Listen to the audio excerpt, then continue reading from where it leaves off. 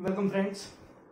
हमने last lecture में electric field lines के बारे में इंफॉर्मेशन ली। इलेक्ट्रिक फील्ड का पिक्चोरियल रिप्रेजेंटेशन करने के लिए हमें जिसकी ज़रूरत पड़ती है that is said to be electric field line.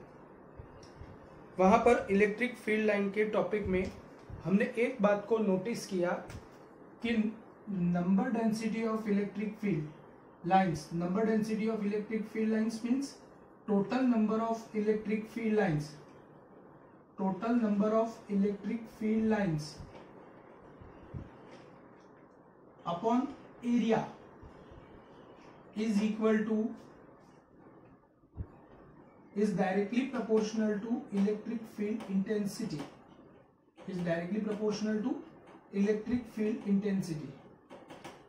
मतलब हमने ऐसा देखा था कि जहां पर इलेक्ट्रिक फील्ड लाइंस डेंसर होती है वहां पर इलेक्ट्रिक फील्ड इंटेंसिटी ज्यादा होती है, या उससे उल्टा इलेक्ट्रिक फील्ड इंटेंसिटी जहां पर ज्यादा है वहां पर इलेक्ट्रिक फील्ड लाइंस को डेंसरली रिप्रेजेंट करना पड़ता है, और जहां पर इलेक्ट्रिक फील्ड वीक है वहां पर इलेक्ट्रिक फील्ड लाइंस को रेयरली डिस्ट्रीब्यूट करना पड़ता है। तो this is the fundamental of whatever the fundamental we had concluded from short note of electric field lines. अब इसी के बेस पर अगर मैं डिस्कस करने जाऊं तो इसी के बेस पर मैं ऐसा बोल सकता हूं कि the total number of electric field line passing perpendicular to unit cross sectional area is said to be electric field intensity at that point. इसी के ऊपर से मैं यहां पर कंक्लूड कर सकता हूं कि total number of electric field lines passing normal to any cross section having unit area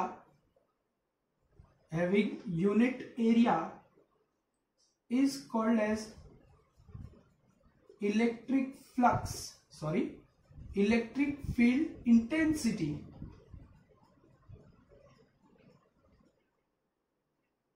at that point. Again I would like to repeat, इसी के ऊपर से मैंने डिस्कस किया है कि number of electric field lines, the total number of electric field lines passing perpendicular or passing normal to any surface having unit cross sectional area is said to be electric field intensity at that particular point. इसी बात को explain करने के purpose से यहाँ पर मैं आपको एक्सप्लेन करने जा रहा हूँ, ध्यान से समझना। कंसीडर करो कि यहाँ पर मेरे पास यूनिफॉर्म इलेक्ट्रिक फील्ड है। यूनिफॉर्म इलेक्ट्रिक फील्ड के लिए आप सबको पता है कि इलेक्ट्रिक फील्ड इंटेंसिटी के vectors parallel and equidistance to each other होना जरूरी है। तो कंसीडर करो कि ये इलेक्ट्रिक फील्ड इंटेंसिटी के वेक्टर्स है। अगर ये सारे इलेक्ट्रिक फील्ड इंटेंसिटी के वेक्टर्स है, अब ध्यान से समझना, अगर यहां पर तो आप देख सकते हो कि यहां पर तो जैसे जैसे आप लेफ्ट टू राइट जाओगे वैसे वैसे या पूरे रीजन के अंदर इलेक्ट्रिक फील्ड इंटेंसिटी कांस्टेंट है। अब यहां पर ध्यान से समझो, यहां पर अगर मैं एक प्लेन रखता हूं, आप देख सकते हो कि ये प्लेन इस तरीके से रखा हुआ है कि जिससे प्लेन का area vector, mind well area is a vector quantity and उसका direction always perpendicular to plane होता है एंड कमिंग आउटवर्ड होता है। तो ये एरिया वेक्टर है। आप देख सकते हो कि यहां पर परपेंडिकुलर टू प्लेन दो लाइन पास हो रही है। अगर मैं यहां पर इसी प्लेन को कुछ एंगल बनाती हुई डायरेक्शन में रिप्रेजेंट करता हूं, अगर इसी प्लेन को कुछ एंगल बनाती हुई डायरेक्शन में रिप्रेजेंट कर देता हूं, तो एंगल बनाती हुई डायरेक्शन में रिप्रेजेंट करने पर आप देख सकते हो कि यहां पर इसके एरिया वेक्टर ने इलेक्ट्रिक फील्ड इंटेंसिटी वेक्टर के साथ कुछ एंगल बनाया हुआ है। तो यहां पर हमको सिर्फ परपेंडिकुलर कंपोनेंट ध्यान में लेना होता है, और इसी के ऊपर से एक जनरल कंसेप्ट मैं यहां पर इमेजिन कर रहा हूं सब लोग यहां पर ध्यान से समझना, एक जनरल कंसेप्ट, यहां पर इलेक्ट्रिक फील्ड क्या है, अगर मैं इस इलेक्ट्रिक फ्लक्स क्या है, अगर मैं इसका छोटा सा सेगमेंट डेल्टा एस कंसीडर करता हूं, कंसीडर करो कि ये छोटा सा एरिया सेगमेंट है जिसको मैंने नाम दिया है डेल्टा एस। अगर ये छोटा सा एरिया सेगमेंट डेल्टा एस है तो द इलेक्ट्रिक फ्लक्स का जनरल कंसेप्ट क्या है बेटा, ध्यान से समझने के लिए ट्राई करना। इलेक्ट्रिक फ्लक्स का जनरल कंसेप्ट होता है the total number of electric field lines associated with any surface is said to be electric flux. यहां पर आप देख सकते हो कि जो मैंने डेफिनेशन पहले लिखी हुई है वो पहले डेफिनेशन के अंदर पर्टिकुलरली वर्ड यूज किया है normal to any cross section, और नॉर्मल टू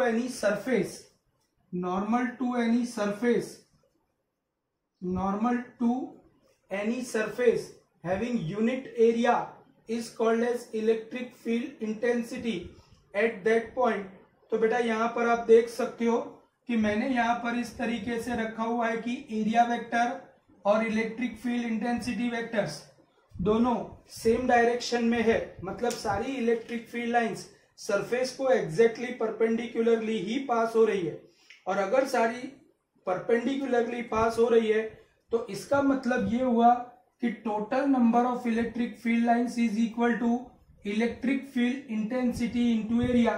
तो डेल्टा फाई, यहां पर मैंने इसको फ्लक्स से रिप्रेजेंट करने जाऊं तो delta phi is equal to E delta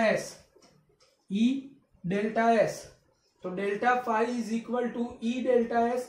लेकिन अगर कोई ऐसा इंक्लाइन सरफेस है तो इंक्लाइन सरफेस के केस में अगर दोनों सेम डायरेक्शन में है तो delta phi is equal to E delta S. लेकिन अगर कोई एंगल बनाती हुई डायरेक्शन में है तो delta phi is equal to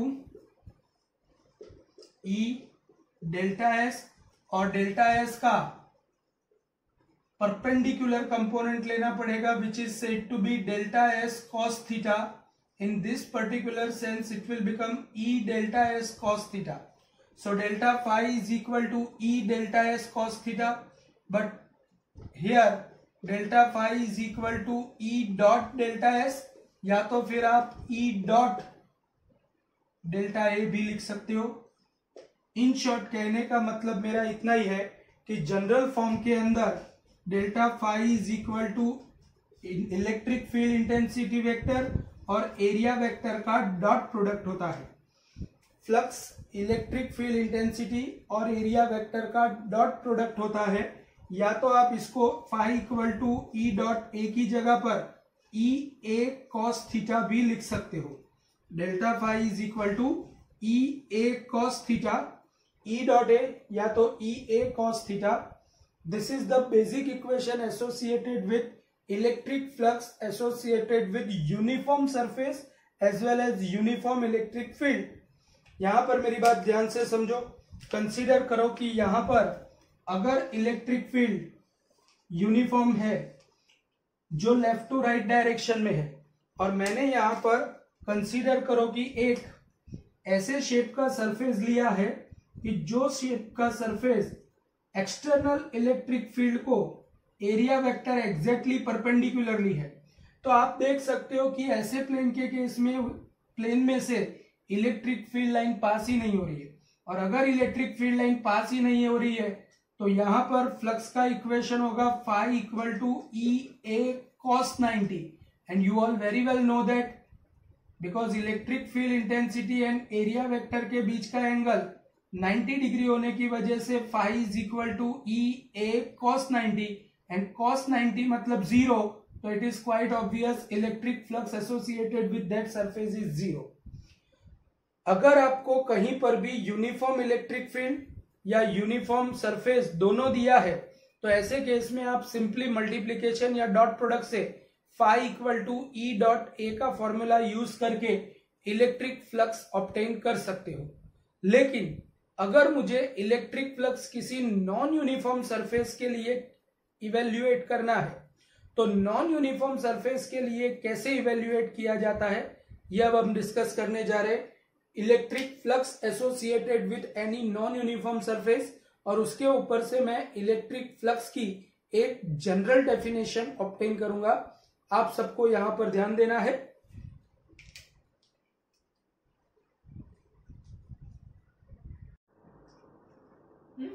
Now we want to discuss electric flux associated with any non-uniform surface in any non-uniform electric field। देखो बेटा, अगर हमको कोई एक नॉन यूनिफॉर्म सरफेस दे दिया है, कंसीडर करो कि ये कोई अनइवन सरफेस है, कंसीडर करो कि ये कोई अनइवन सरफेस है और अनइवन सरफेस में ग्रूव्स एंड वैलीज बने हुए हैं। ऐसा कोई अनइवन सरफेस है और ऐसे अनइवन सरफेस को मैंने कंसीडर कर लो कि नॉन यूनिफॉर्म इलेक्ट्रिक फील्ड में रखा हुआ है। नॉन यूनिफॉर्म इलेक्ट्रिक फील्ड मतलब यहां पर इलेक्ट्रिक फील्ड भी रैंडमली हर एक डायरेक्शन में मोशन कर रहा है। ये सब इलेक्ट्रिक फील्ड लाइंस है जो यहां पर नॉन यूनिफॉर्मली डिस्ट्रीब्यूटेड है। तो this is said to be non uniform electric field. अगर electric field intensity vectors parallel and equidistance to each other होते हैं तो ऐसे केस में it is considered as uniform electric field, but this is non uniform electric field. यहां पर electric field भी non uniform है और आप देख सकते हो कि यहां पर मैंने जो सरफेस सिलेक्ट किया है ये सरफेस भी नॉन यूनिफॉर्म है। तो ऐसे केस में हमको अगर इलेक्ट्रिक फ्लक्स कैलकुलेट करना है तो कैसे किया जा सकता है?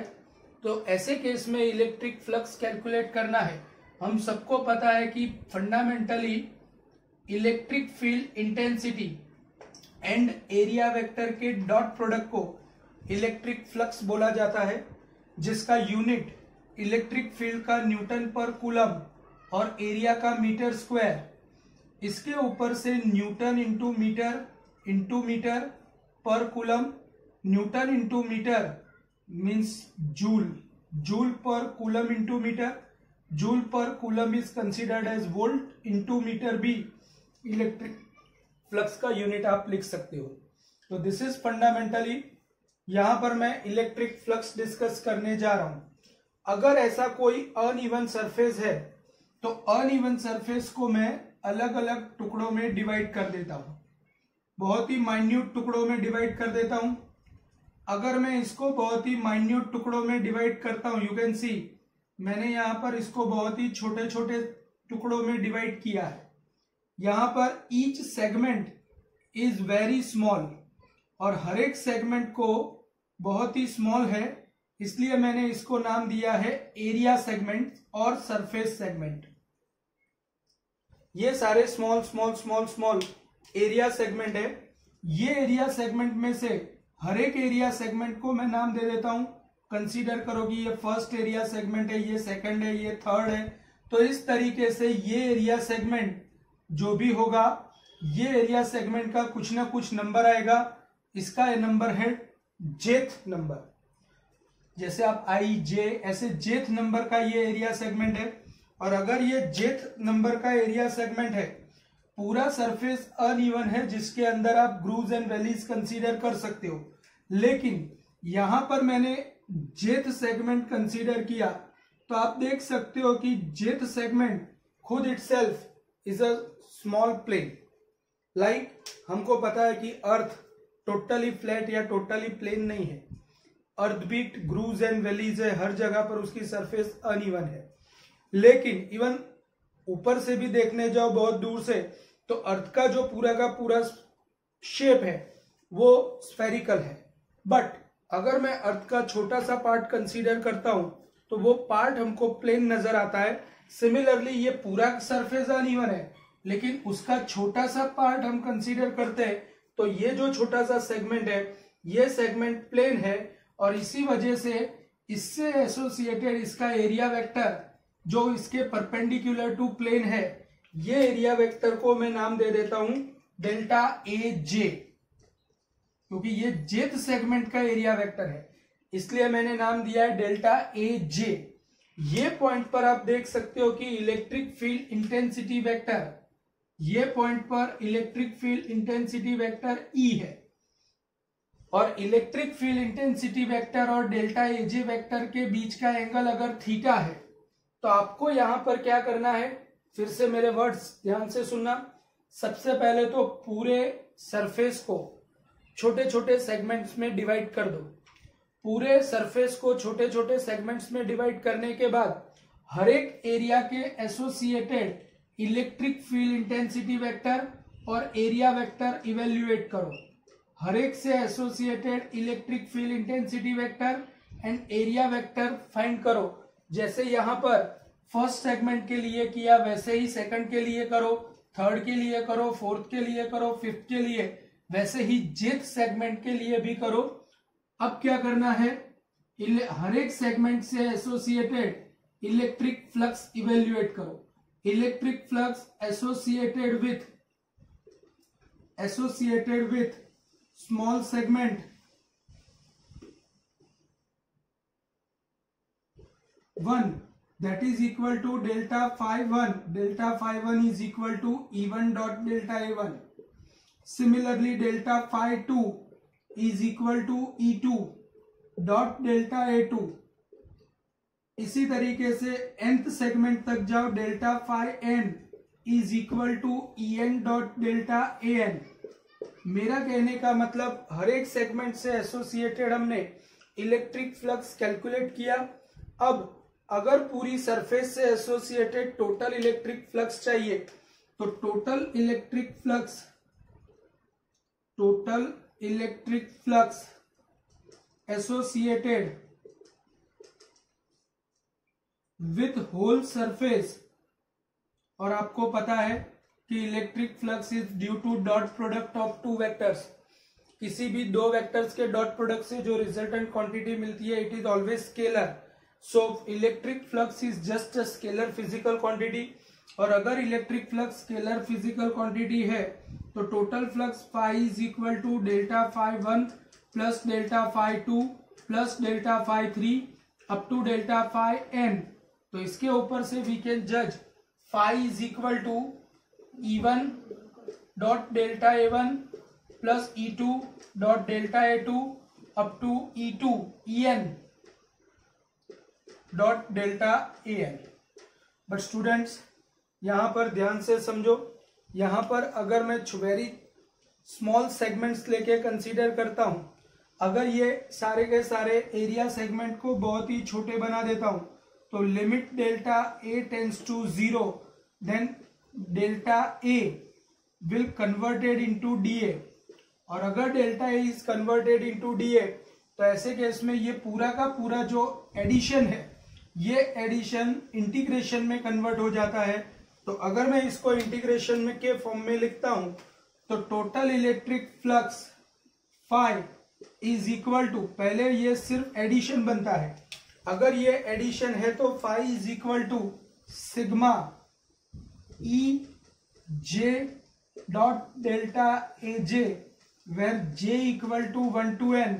लेकिन अगर आप इसी को इंटीग्रेशन फॉर्म में लिखोगे, तो total flux is equal to phi is equal to integration E dot D A, but यहां पर इंटीग्रेशन पूरी सरफेस के लिए है, इसलिए electric flux phi is equal to surface integration of E dot D A. In short कहने का मतलब मेरा इतना ही है, यहां पर इलेक्ट्रिक फ्लक्स की डेफिनेशन आएगी।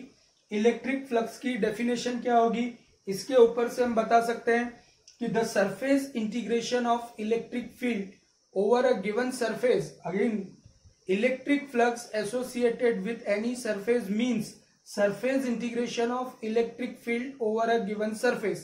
Again I would like to repeat, electric flux associated with any surface means the surface integration of electric field over a given surface. Again I would like to mention over here, electric flux associated with any surface means surface integration of electric field E over a given surface, and this is said to be fundamental definition of electric flux. अगर बेटा आपको question में ऐसा पूछा जाए कि define electric flux, तो आपको इलेक्ट्रिक फ्लक्स की यही डेफिनेशन लिखनी है. Electric flux associated with any surface means surface integration of electric field over a given surface. Thank you very much.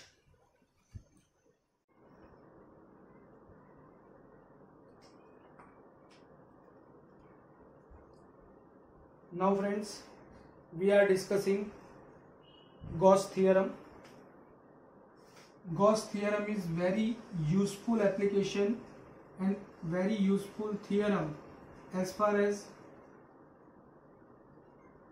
whole static electricity is concerned. देखो बेटा, Gauss theorem actually क्या हमको कहने जा रहा है, ध्यान से समझना. Gauss theorem हमको ऐसा बोलता है कि अगर कंसीडर करो कि कोई चार्ज है कैपिटल Q, ये पॉइंट चार्ज को एनक्लोज करने वाला अगर कोई सरफेस हमको दिया गया है, कंसीडर करो कि ये एक सरफेस है जो कैपिटल Q चार्ज को एनक्लोज करता है.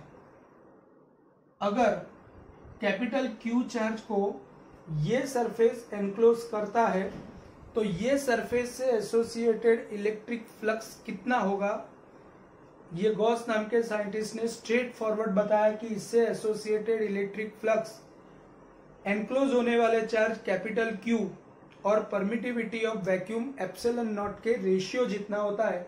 And this particular fact is said to be Gauss theorem. Again I would like to repeat, इसका स्टेटमेंट क्या है. इसका स्टेटमेंट है, if any electric charge is enclosed by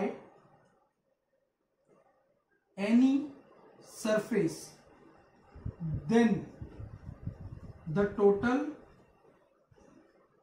electric flux associated with that surface is always equal to ratio of charge enclosed by the surface Q and permittivity of vacuum epsilon naught. मतलब इससे associated electric flux phi is equal to Q upon epsilon naught जितना होगा, which is said to be basic equation of Gauss theorem. बेटा इसी बात को prove करने के लिए कंसीडर करो कि मैं यहां पर कैपिटल Q चार्ज को ओरिजिन के तौर पर कंसीडर करता हूं. अगर कैपिटल Q चार्ज को ओरिजिन पर मैंने रख दिया, कैपिटल Q चार्ज को ओरिजिन पर रख दिया है और कंसीडर करो कि उसके आसपास R रेडियस वाला एक स्फेरिकल स्ट्रक्चर या स्फेरिकल सरफेस इमेजिन किया है. ये spherical surface capital Q charge को एनक्लोज कर रहा है. अगर ये spherical surface capital Q charge को एनक्लोज कर रहा है तो ये स्फेरिकल सरफेस से एसोसिएटेड इलेक्ट्रिक फील्ड मुझे फाइंड करना है. ऑब्वियस है कि पॉइंट चार्ज Q का जो भी इलेक्ट्रिक फील्ड होगा वो रेडियल एंड आउटवर्ड होगा. जो भी इलेक्ट्रिक फील्ड होगा वो रेडियल एंड आउटवर्ड होगा. और अगर electric field radial and outward है तो यहां पर मुझे स्फेरिकल सरफेस से एसोसिएटेड इलेक्ट्रिक फ्लक्स कैलकुलेट करना है. आप सबको पता है कि अभी मैंने आपको इलेक्ट्रिक फ्लक्स से एसोसिएटेड इलेक्ट्रिक फ्लक्स इवेल्युएट करने का मेथड समझाया. जिसमें पूरे सरफेस को छोटे छोटे एरिया सेगमेंट में कंसीडर करना होता है। अगर मैं यहाँ पर एक छोटा सा सरफेस सेगमेंट कंसीडर करता हूँ तो ये जो छोटा सा सरफेस सेगमेंट है उसका एरिया वेक्टर होगा dA, जो r की डायरेक्शन में है। तो अब मैं यहां पर डिस्कस करने जा रहा हूं electric field due to point charge capital Q at point P। Surface segment जहां पर है वहां पर मैंने P पॉइंट कंसीडर किया है। तो electric field intensity E equal to KQ upon R square, point charge का electric field into R cap because it is radial and outward. वो पॉइंट पर डीए वेक्टर को अगर मैं रिप्रेजेंट करने जाता हूं तो DA is equal to DA into R cap. DA vector is equal to DA into R cap. अगर DA vector equal to DA into R cap, because electric field intensity vector and area vector दोनों same direction में होंगे, तो यहां पर E dot D A will be equal to D phi. छोटे से segment से associated electric flux D phi is equal to E dot D A. E का इक्वेशन अभी मैंने लिखा KQ upon R square into R cap. मैं जो scalars है सबको साथ में ले लेता हूं तो KQ upon R square into D A, और R cap dot R cap अगर लिखने जाऊं तो D phi is equal to K Q upon R square D A. R cap dot R cap is equal to 1। मैंने आपको बताया है कि अगर आपको अनइवन सरफेस से associated total electric flux evaluate करना है तो सबसे पहले तो पूरे सरफेस को छोटे छोटे सेगमेंट्स में डिवाइड करो, उसमें से कोई एक छोटे से सेगमेंट से एसोसिएटेड इलेक्ट्रिक फ्लक्स फाइंड करो, और अब उसका पूरे सरफेस के ऊपर सरफेस इंटीग्रेशन करने जाएंगे तो total phi is equal to integration D phi is equal to surface integration E dot D A. चलो surface integration E dot D A equal to D phi की वैल्यू हमारे पास है के क्यू अपॉन आर स्क्वायर। अगर मैं common ले लेता हूं तो इंटीग्रेशन डी ए, लेकिन यहाँ पर इंटीग्रेशन हमको पूरे क्लोज सरफेस के लिए करना है, इसलिए close surface integration D A. तो phi equal to K Q upon R square. अगर मैं पूरे सरफेस का इंटीग्रेशन करूंगा तो मुझे पूरे स्पेरिकल सरफेस का एरिया मिलेगा, एंड पूरे स्पेरिकल सरफेस का एरिया मतलब 4 pi R square. R square cancelled out. Phi equal to K मतलब 1 upon 4 pi epsilon naught Q into 4 pi will be cancelled out. तो total electric flux associated with the surface is equal to phi equal to Q by epsilon naught, and this is actually proof of Gauss theorem. Mind well, Gauss theorem Coulomb's law के inverse square law के ऊपर based Coulomb's law का ही दूसरा format है और उसका दूसरा representation है। गॉस लॉ और कूलम्स लॉ अलग अलग नहीं है, गॉस लॉ कूलम्स लॉ का ही स्पेशल रिप्रेजेंटेशन है। तो गॉस लॉ आज के कंप्लीट वीडियो में हमने 3 इंपॉर्टेंट पॉइंट्स डिस्कस किए। सबसे पहले इलेक्ट्रिक फ्लक्स यूनिफॉर्म शेप के लिए, यूनिफॉर्म शेप का सरफेस, और यूनिफॉर्म इलेक्ट्रिक फील्ड के लिए phi equal to surface integration E dot D A, और फाइनली उसकी बेसिक एप्लीकेशन गॉस थ्योरम, और ये बहुत ही इंपॉर्टेंट है। नेक्स्ट वीडियो में हम गॉस थ्योरम के एप्लीकेशंस पढ़ेंगे। हमारी टेक्स्ट बुक में, एनसीईआरटी की बुक में गॉस थ्योरम के ऊपर बेस्ड 3 एप्लीकेशंस दी हुई है। तीनों एप्लीकेशंस में से मिनिमम एक एप्लीकेशन कंपलसरी बोर्ड एग्जाम में कोई ना कोई फॉर्म में वो लोग पूछते हैं। सो यहाँ पर हम नेक्स्ट डिस्कशन के ऊपर जा रहे हैं, that is said to be application of Gauss theorem.